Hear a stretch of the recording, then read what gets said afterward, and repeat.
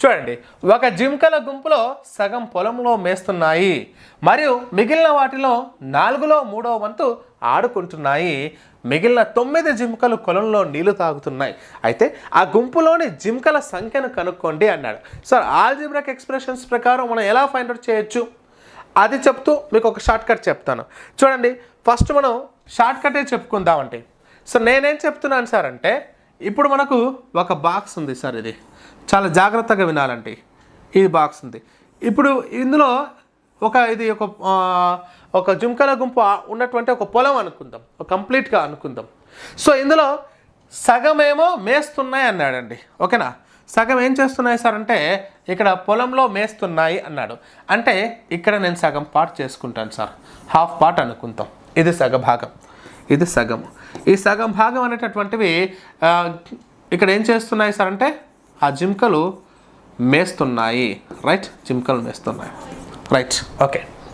ఇంకా ఏంటి సార్ అంటే, మరియు మిగిలిన వాటి అంటే మిగిలిన సగమే కదా, మరి మిగిలిన సగంలో 4లో 3వ వంతు అంటే ఇలా 4 పార్ట్స్గా డిజైన్ చేసుకుంటే ఈ పార్ట్ ఇట్లా, ఓకేనా.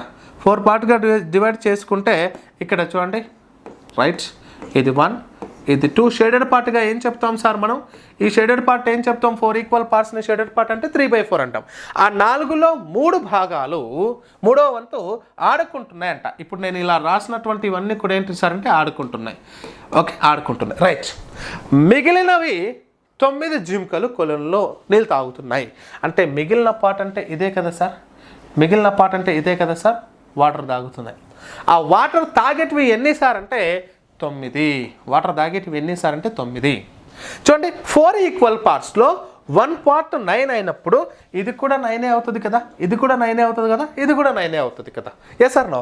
సో 1 పార్ట్ 9 అయినప్పుడు 4 పార్ట్స్కి ఎంత, 4 9 జా 36, ఓకేనా. 9 4 జా 36, ఎస్ సార్ నో సార్. అంటే ఇక్కడ ఉన్నటువంటి జింకల సంఖ్య 36. ఇవంతా కూడా భాగం ఏంది, సగమే. మరి ఈ భాగము కూడా సగము కదా, మరి ఈ భాగం కూడా 36 ఉంటాయి కదా, రైట్. 36 + 36 = 72 జింకలు ఉన్నాయి. This is your short cut method sir, this is your short cut